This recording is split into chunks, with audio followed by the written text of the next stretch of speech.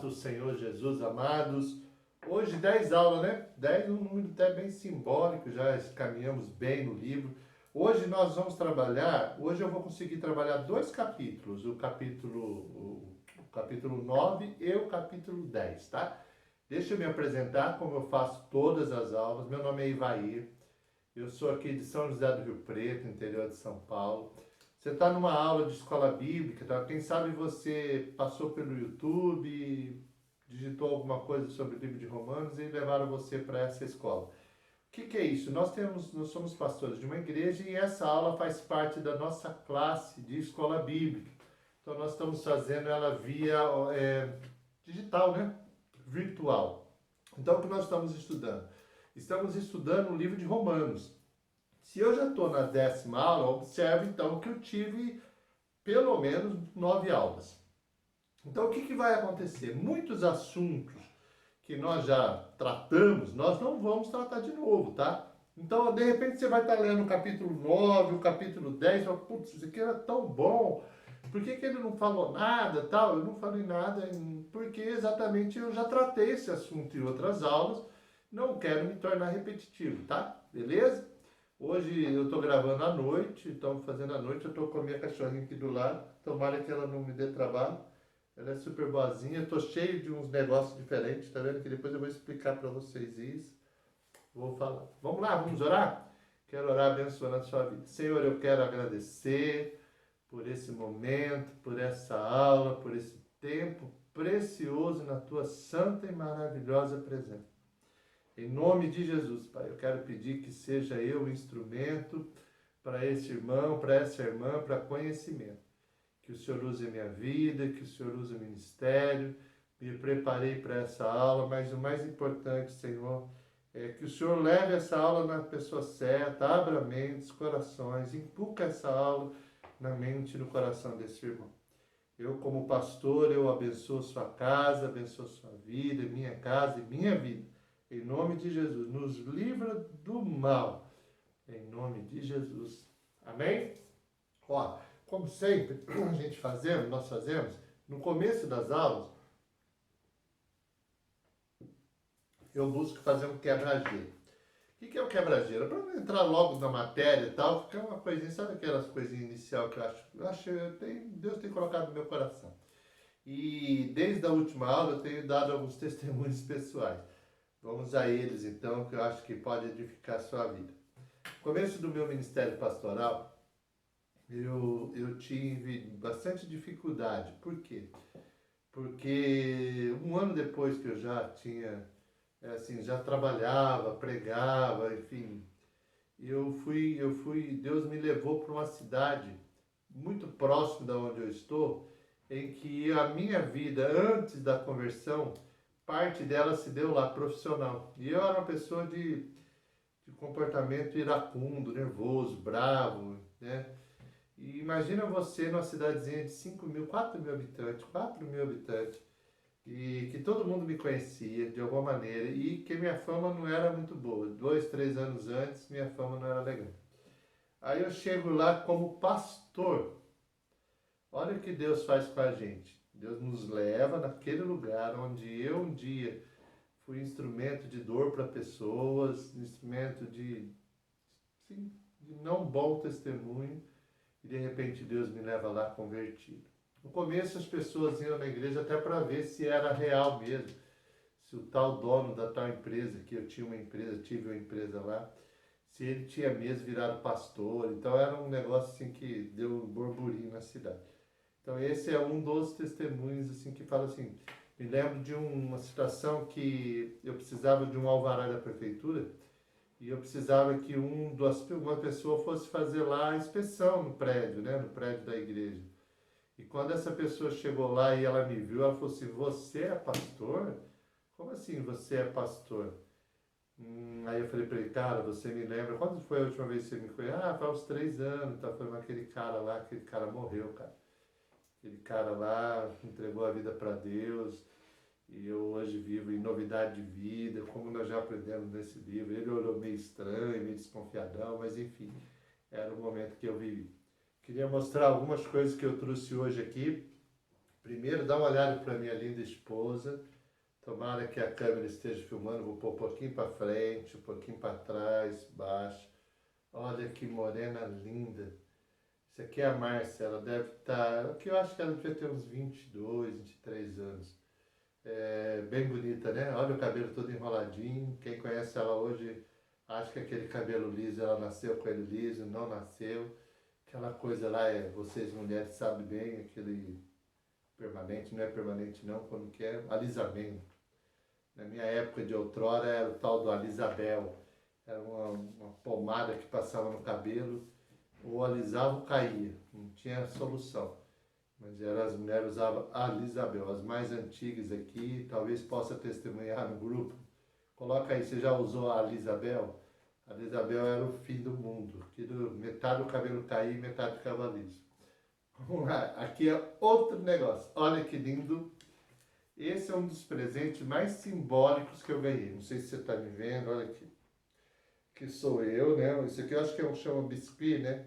Eu e a Márcia. E tá vendo aqui? Parece ter, não sei se você consegue ver, parece uma estufa, né? Com salgadinhos dentro. Aí você fala, o que você está fazendo aí, vaso? Eu vou dizer o que está fazendo aqui.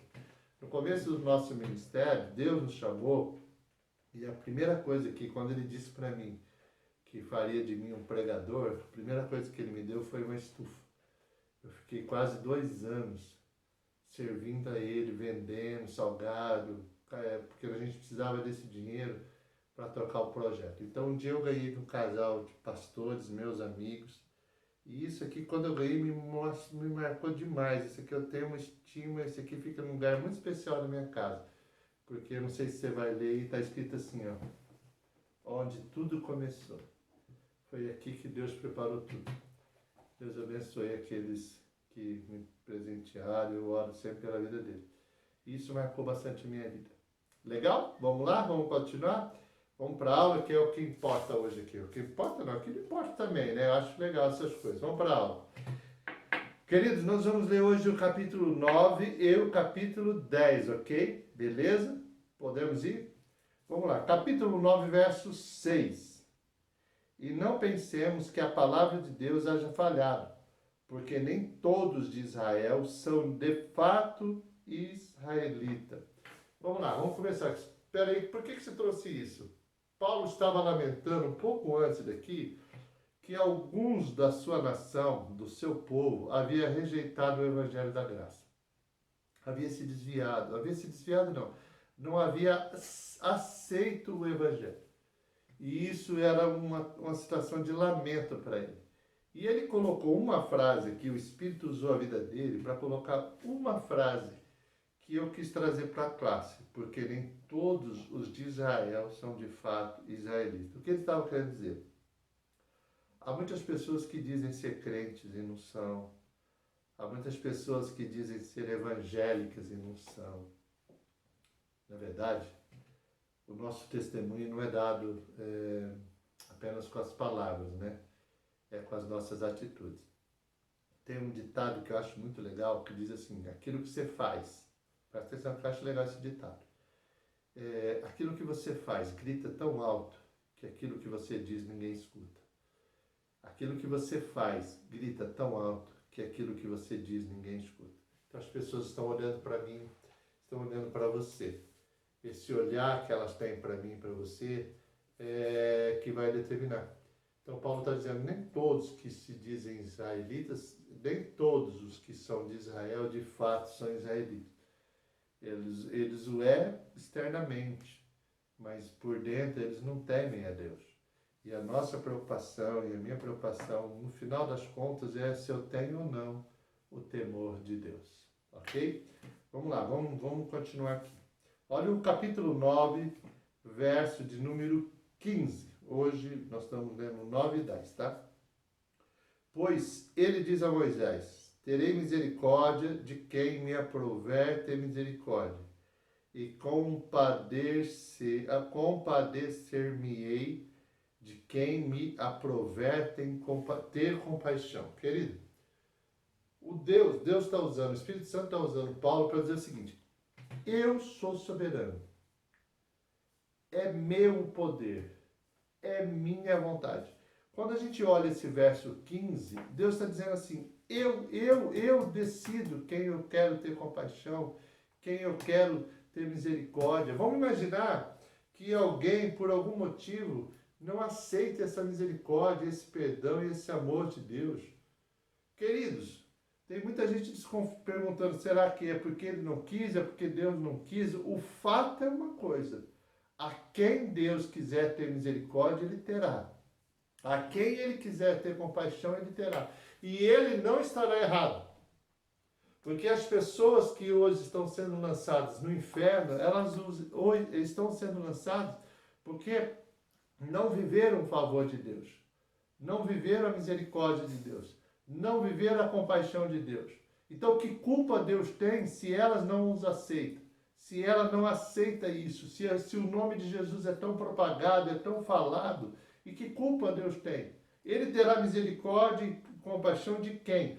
Eu digo para você, eu digo por mim. Eu louvo o Senhor, porque tudo que fiz na vida, por tudo que pratiquei, dei um pouco do testemunho no começo, Deus ainda teve misericórdia e compaixão.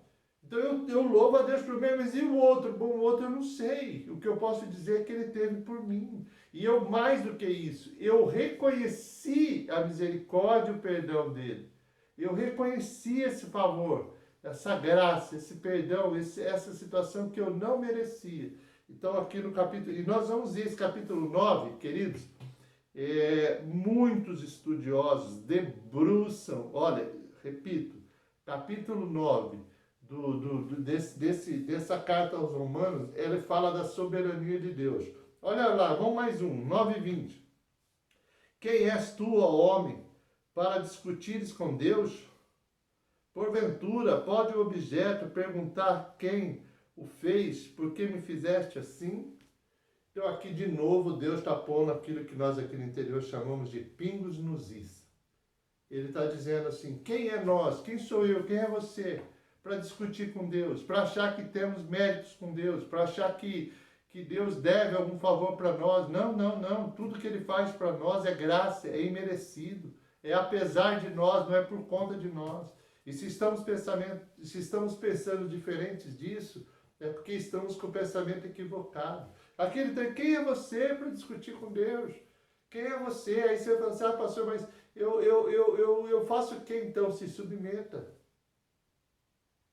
Se submeta a Deus. Resiste ao diabo, se submeta a Deus. Tiago fala isso. Então aqui ele pergunta, quem é você? Quem sou eu? Amados, quando eu vivo da graça, do amor e do perdão de Deus, todas as possibilidades do universo são me postas.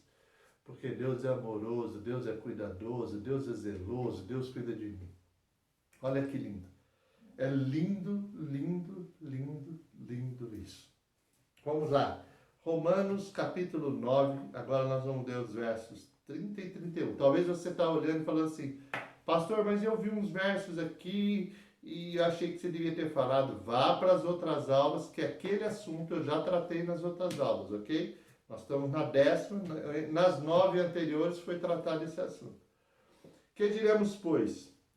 Capítulo 9, versos 30 e 31. Que diremos, pois, que os gentios que não buscavam a justificação vieram alcançá-la, todavia, a que decorre da fé.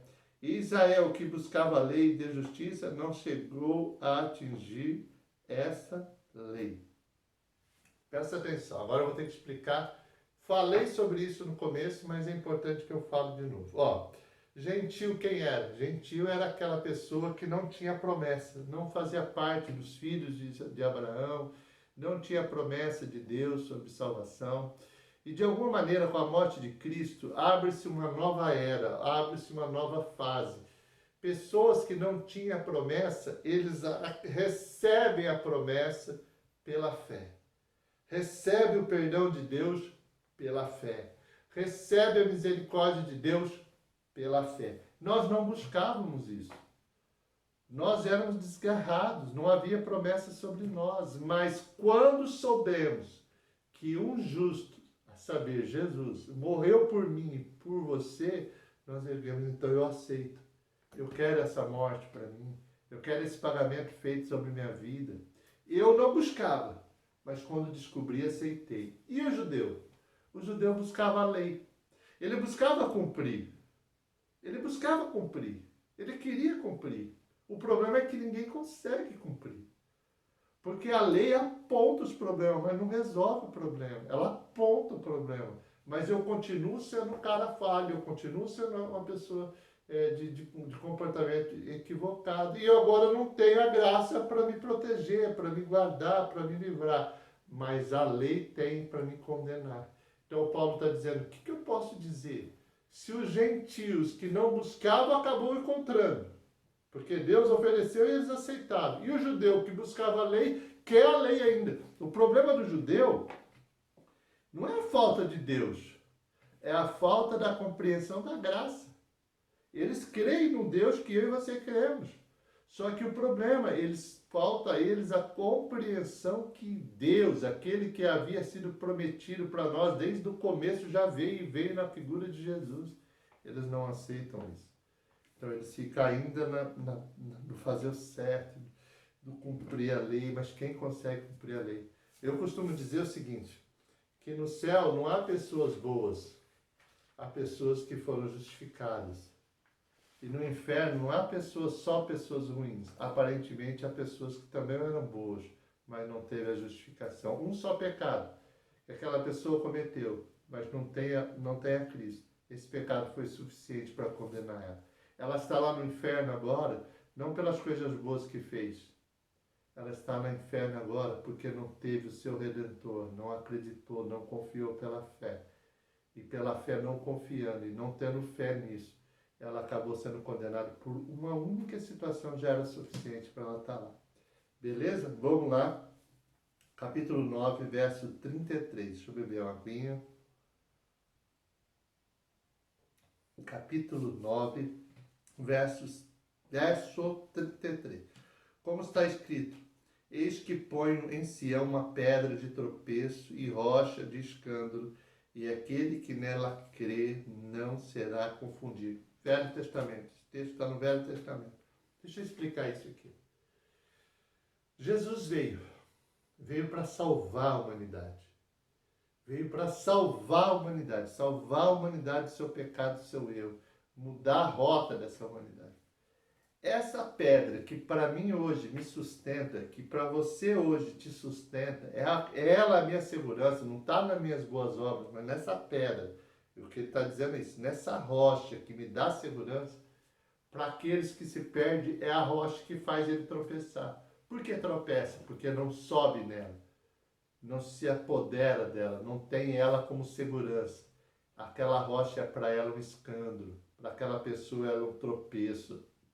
Aquela rocha, para aquela pessoa, é o Cristo, para muitas pessoas, é motivo de tropeço. Porque ele ofereceu de graça e a pessoa não quis. Imagina quantas pessoas serão surpreendidas ao chegar no inferno e saber que estava tão fácil, que era tão simples, mas rejeitou. Rejeitou muitas vezes porque abraçou a religião. Rejeitou muitas vezes porque recusou a graça. Então, vou ler de novo. Como está escrito, eis que... Eu vou colocar aqui o verso do Antigo Testamento aqui para vocês depois descobrir, tá? Eis que põe em Sião uma pedra de tropeço e rocha de escândalo, e aquele que nela crê não será confundido. Para uns, salvação. Para outros, tropeço. Beleza? Vamos lá. Capítulo 10. Agora já vamos mudar o capítulo. Você viu que a aula de hoje eu vou trazer 2 capítulos. A tendência vai ser essa aí. Porque a gente vai esgotando os assuntos, né? Falar sobre o que era... vamos lá. Capítulo 10, verso 9.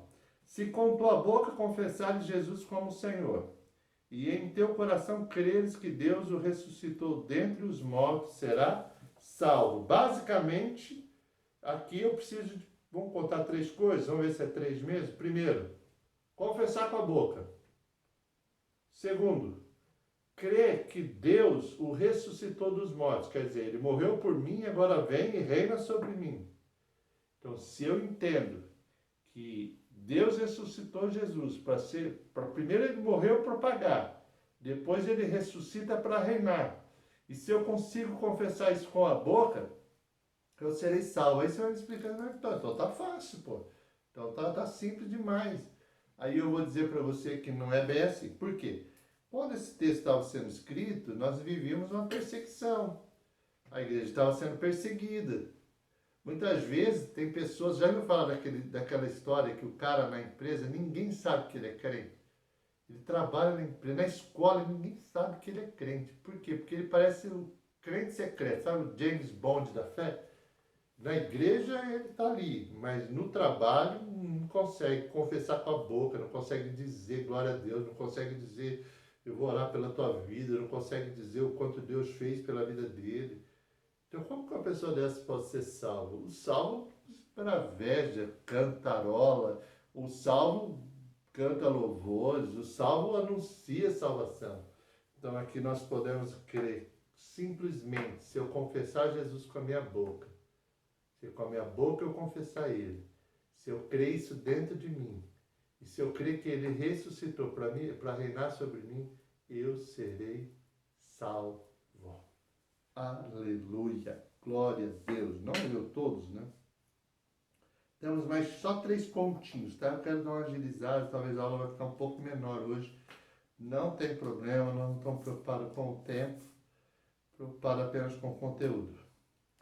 Olha só, capítulo 10, verso 12. Pois não há distinção entre judeu e grego, uma vez que o mesmo é o Senhor de todos, rico para com todos os que o invocam.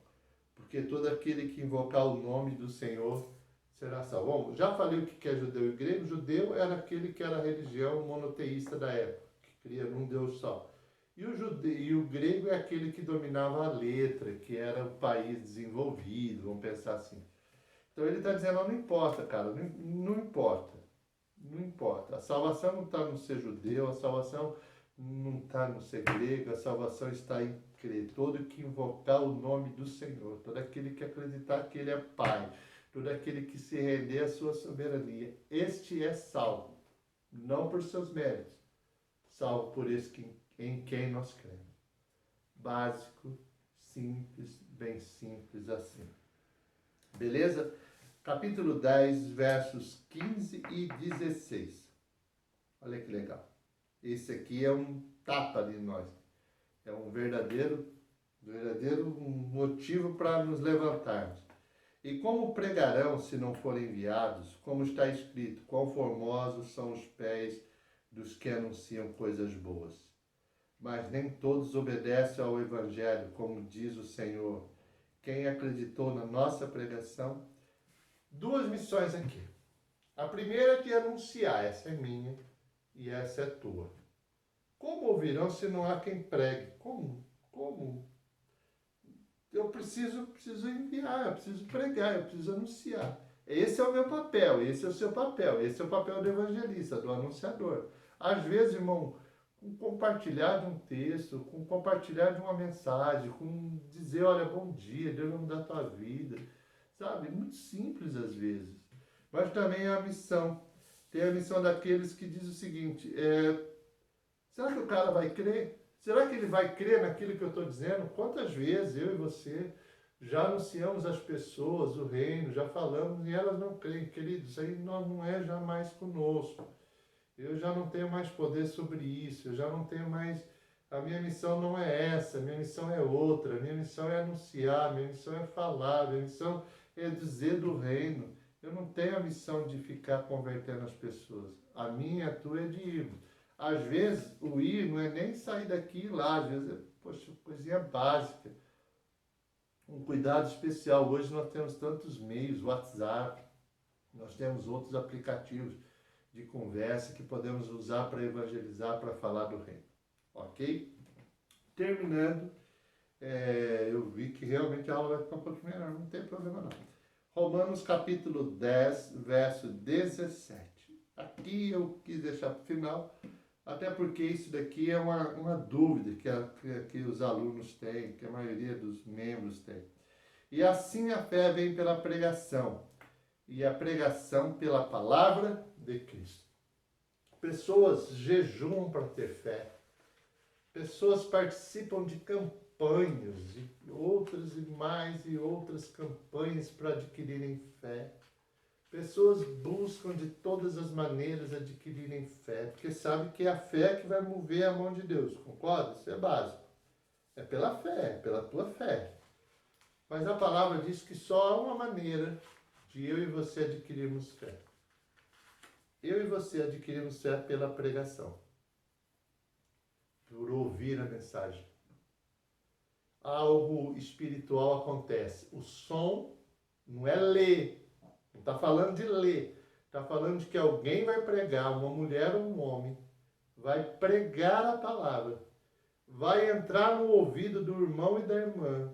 Vai falar ao ouvido físico, mas de alguma maneira, em algum momento, algumas mensagens falam aos ouvidos espirituais.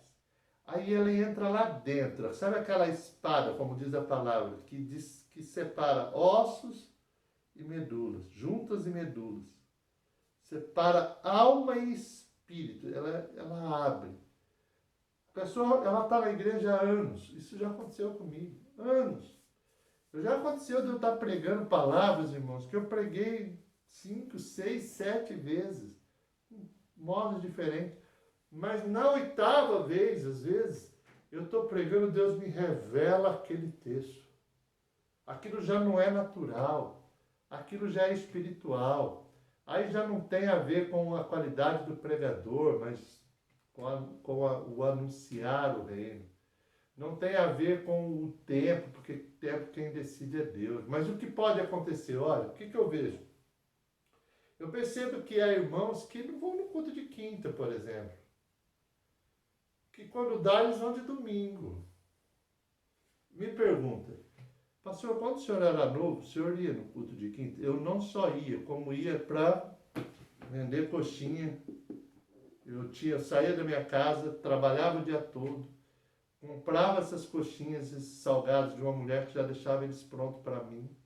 E à noite, lá não era nem para ouvir o culto, irmão. Eu ia lá para fazer a obra. E eu vejo pessoas que não se disponibilizam. Ai, está chovendo. E talvez seja aquele dia, fosse ser aquele dia que Deus ia revelar aquele texto àquela pessoa. O texto está claro. Eu vou precisar de uma pregação. E você quer ver mais? Uma outra coisa. E por favor, não pense que isso aqui é ciúme de pastor, não, tá? Eu vejo pessoas que são membros da igreja onde nós somos pastores.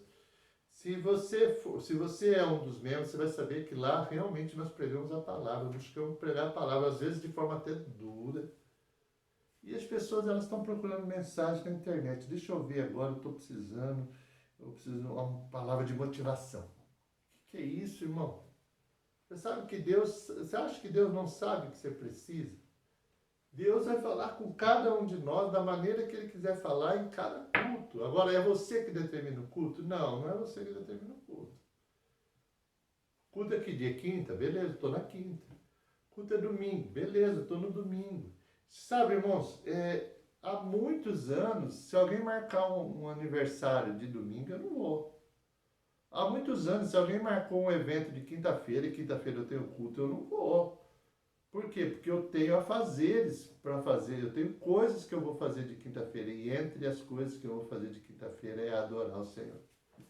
Nós adoramos o Senhor de várias maneiras, de diversas maneiras. Eu cheguei nesse ponto da aula e quero de novo ler para você. E assim a fé vem pela pregação, e a pregação pela palavra de Cristo. Se você não ouvir palavra suficiente, se você não estiver com a consciência de que isso é o que deve ser feito, você vai ter problema.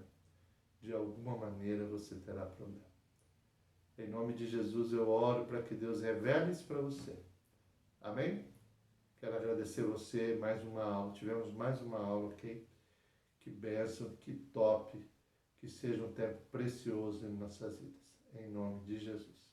Amém? Glória a Deus.